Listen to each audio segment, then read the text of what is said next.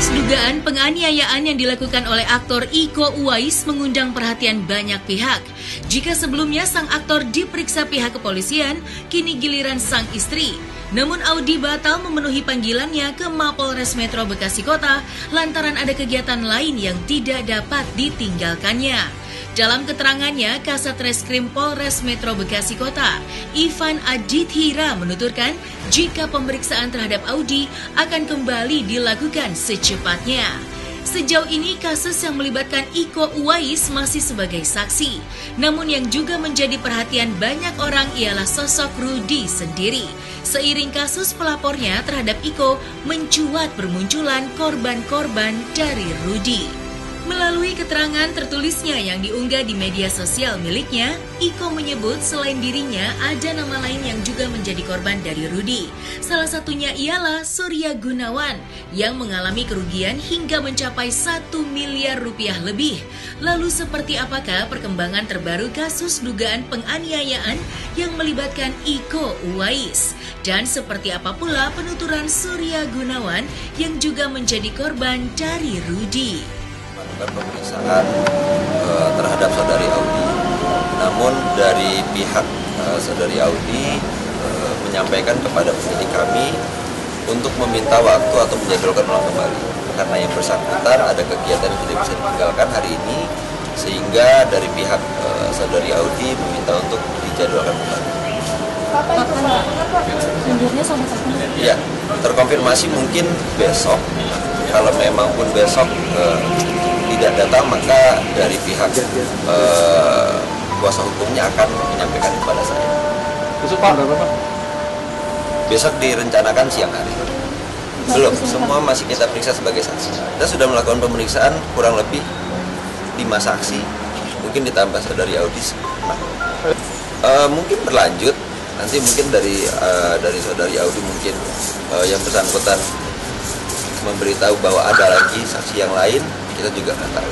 Nanti akan berkembang. Bukti yang ada itu semua dari pemeriksaan saksi, dari visum, petunjuk-petunjuk yang ada terkait peristiwa tersebut, itu ada mekanismenya. Nanti kita melalui mekanisme gelar perkara, apakah memang peristiwa ini betul peristiwa pidana, apakah memang saudara Iko melakukannya, itu ada mekanismenya. Barang bukti yang kita pegang saat ini bukti visum. Video kami tidak dapat.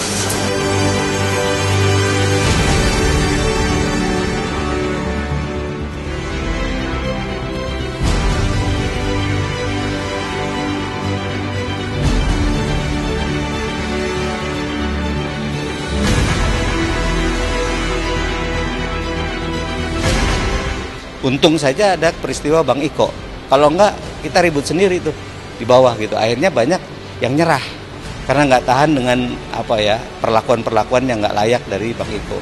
Atau mau menempuh jalur hukum juga males gitu kan, karena begitu rumitnya kan, namanya proses hukum kan, di mana-mana kita tahu. Jadi itulah ya, akhirnya karena kita udah kecemplung semacam ini, ya mau nggak mau kita selesaikan gitu.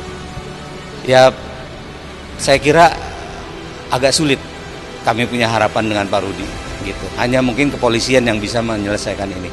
Kalau kami sebagai konsumen berhadapan dengan dia, itu udah nggak ada harga lah, nggak dianggap sama sekali.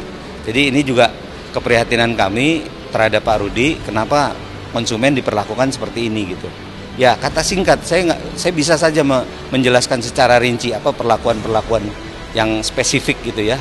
Tapi menurut saya dia rasis kepada kita orang-orang Melayu atau orang Belanda, orang-orang yang bukan keturunan gitu. Dia keturunan Belanda yang saya tahu. Ya yang kami bisa usahakan adalah menghimpun supaya korban-korban Pak Rudy yang tidak berani dan tidak mampu untuk berhadapan langsung karena diperlakukan nggak baik, ya bisa di belakang kami gitu. Ya kami akan hadapi si Pak Rudy ini sampai di mana gitu. Karena menurut kami ini udah penzaliman. Jadi kami merasakan betul bagaimana perlakuan Pak Rudy terhadap konsumen-konsumennya. Jadi akhirnya yang terblow up itulah yang kejadian seperti Bang Iko. Kan terjadi bentrok seperti itu, siapa yang mau? Kami punya pekerjaan lain, kami punya usaha lain, kami punya kesibukan lain, tidak seperti itu gitu loh. Ya Bang Iko misalnya lagi sial aja saya kira. Uang yang sudah keluar 1,175 miliar in total. Jadi ini kan mesti ada pertanggungjawaban dari Pak Rudi, penyelesaiannya bagaimana. Tapi kami sudah tegaskan di sini, kalau kami udah nggak mau lagi terima barang dari dia, karena mood kami udah nggak ada lagi sama sekali. Jadi dengan peristiwa keributan dengan Bang Iko Uwais, itu sudah membuat kami jadi enek kan. Saya kira sudah sampai titik di mana kami menyerahkan ini ke pihak kepolisian. Supaya ya karena sudah terblow up, ya mohon bantuan kepolisian untuk menyelesaikan ini gitu. Saya kira kami juga akan menghimpun semua korban, entah pekerja yang nggak dibayar, supplier yang nggak dibayar, konsumen yang nggak dibayar. Ya kami sebagai konsumen yang saya kira udah cukup besar, itu diperlakukan semacam ini. Apalagi supplier, apalagi pekerja yang kedudukannya lebih lemah.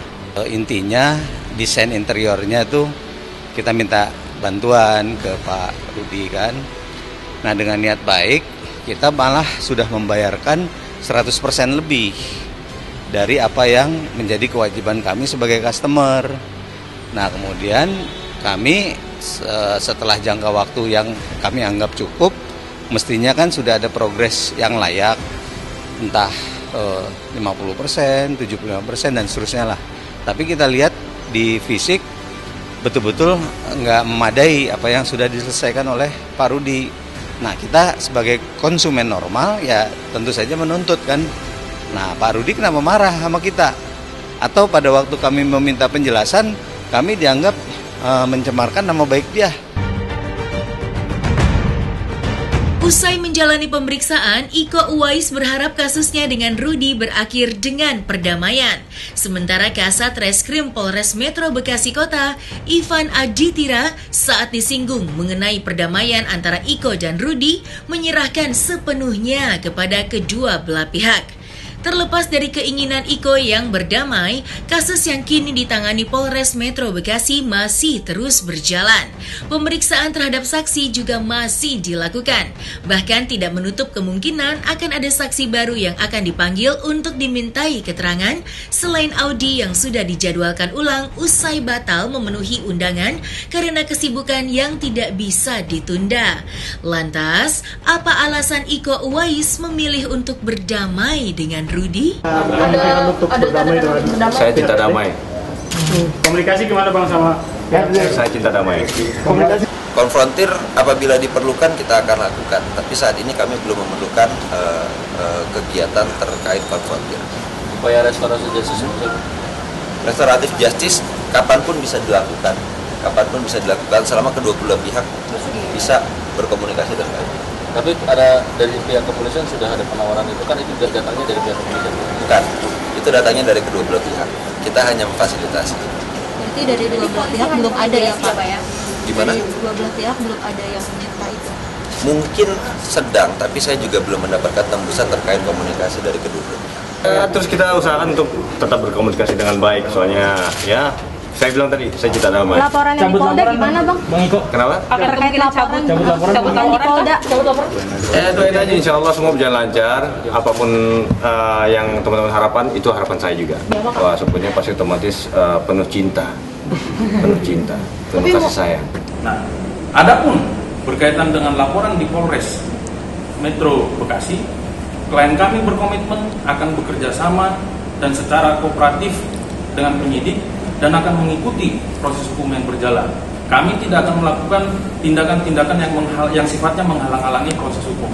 Kami juga berkeinginan supaya perkara ini cepat selesai, supaya kedua belah pihak ya sudahlah melanjutkan hidupnya masing-masing dan tidak ada yang dirugikan satu sama lain. Seperti itu. Nah, meskipun, ini perlu saya tegaskan, meskipun klien kami telah membuat laporan di Polda Metro Jaya, kami tetap pada itikat yang membuka pintu perdamaian lah, karena ya berdamai itu jauh lebih baik daripada kita harus ribut satu sama lain. Akan kami lakukan penelitian, akan kami lakukan analisa untuk mekanisme pemeriksaan selanjutnya. Cukup? Berapa pertanyaan? Ada berapa pertanyaan? Mas Iko, berapa pertanyaan Mas Iko? Ya. Untuk saudara Iko sendiri ada 14 pertanyaan. Untuk saudara Iko dan saudara Firmansyah statusnya masih saksi. Alhamdulillah, saya didampingi sama Bang Ivan, Bapak Ivan. semuanya terfasilitasi dan semuanya berjalan lancar, alhamdulillah. Gimana Bang? Alhamdulillah sehat semuanya nggak ada masalah. Semuanya berjalan lancar sekarang. Harapan saya semuanya nggak ada masalah dan kalau bisa tuh kita berjabat tangan, dan sangat prihatin banget saya dengan keadaan sekarang ini bisa merepotkan Bapak satu yang harusnya berkumpul sama keluarga, sama saya juga berkumpul sama keluarga, sekarang akhirnya agak sedikit repot yang saya repotkan. Saya minta maaf sama Bapak Ivan. Yang saya harapkan kita berjabat tangan dan nggak ada perselisihan lagi, dan saya sangat prihatin. Mudah-mudahan dari saya kedepannya pribadi, teman-teman dan teman-teman wartawan semua nggak ada lagi yang seperti ini segala macam, insya Allah yang saya cintai semua.